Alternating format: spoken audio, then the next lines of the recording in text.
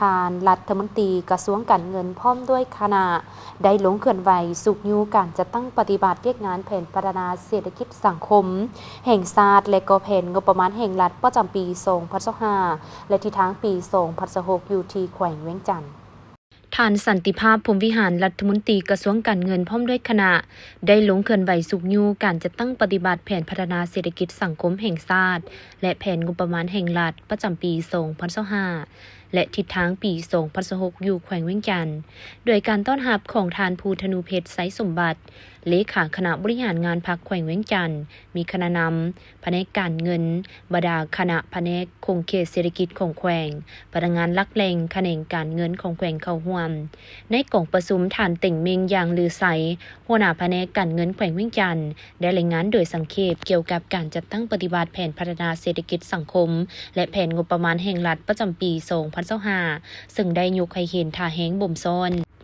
ของแขวงในแต่ละด้านที่เป็นปัจจัยพื้นฐานแก่การผลิตการค้าการขนส่งและการท่องเที่ยวซึ่งเฮ็ดให้เศรษฐกิจของแขวงเวียงจันทน์ยังสืบต่อขยายตัวในระดับ6ส่วนห้อยเท่ากับ92.31 ส่วนห้อยของแผนการรวมยอดผลิตภัณฑ์ภายใน GDP ได้ 17,441 ตื้อกีบลื่นแผนการ 31.19 ส่วนห้อยด้านการจัดเก็บรายรับเข้างบประมาณแห่งรัฐฮอดวันที่28พฤศจิกายน2025ทั่วแขวงสามารถจัดตั้งปฏิบัติได้ 1,082 ตื้อกว่ากีบเท่ากับ 98.92 ส่วนห้อยของแผนการปีในนี้พูดศูนย์กลางปฏิบัติได้ 147.71 ตื้อกีบลื่นแผนการ 19.41 ส่วนห้อยรายรับพูดท้องถิ่นได้ 934.46 ตื้อกีบเท่ากับ 96.31 ส่วนห้อยของแผนการปีและคาดคะเนหมดปีจะสามารถเก็บได้ 1,059 ตื้อกว่ากีบเท่ากับ 109.19 ส่วนห้อยของแผนการปีส่วนการคุ้มครองรายจ่ายงบประมาณแม่นได้สุ่มใส่เบิกจ่ายเงินเดือนเงินนโยบายอุดหนุนต่างๆเงินบริหารและอื่นๆพร้อมกันนี้ในกล่องประชุมยังได้รับฟังการรายงานเกี่ยวกับการเฮ็ดทดลองมอบหัวหน่วยวิสาหกิจให้แขวงคุ้มครอง46หัวหน่วยเกี่ยวกับการหันเป็นทันสมัยเวียกงานคุ้มครองรายจ่ายการนำใช้ระบบคุ้มครองใบเก็บอากรแบบอิเล็กทรอนิกส์การนำใช้ระบบคุ้มครองเอกสารบางคาดหมายสู่สนมาตรการกลไกจัดตั้งปฏิบัติจำนวนหนึ่ง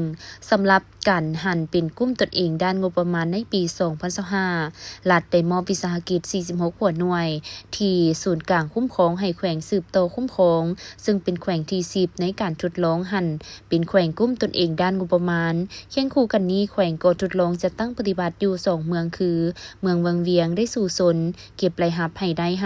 58.57 ตื้อกีบคาดว่าจะเกินดุล 4.74 ตื้อกีบและเมืองสนาขามสู่สนเก็บรายรับให้ได้ 27.67 ตื้อกีบคาดว่าจะเกินดุล 0.32 ตื้อกีบ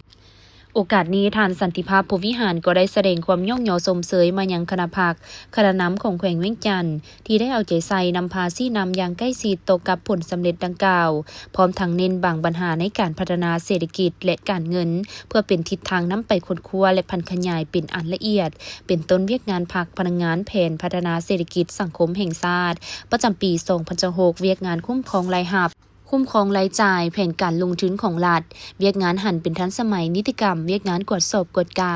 การประสานงานการร่วมมือและโฆษณา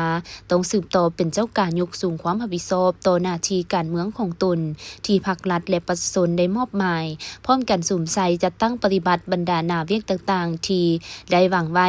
ยกสูงความเป็นเจ้าการทางด้านเศรษฐกิจหลุดพรการเอื้ออิงและพึ่งพาจากภายนอกตามมติของกรมการเมืองศูนย์กลางภาคว่าด้วยการสร้างเศรษฐกิจเอกราชเป็นเจ้าตนเองในระยะใหม่ฉบับเลขที่04/กมสพ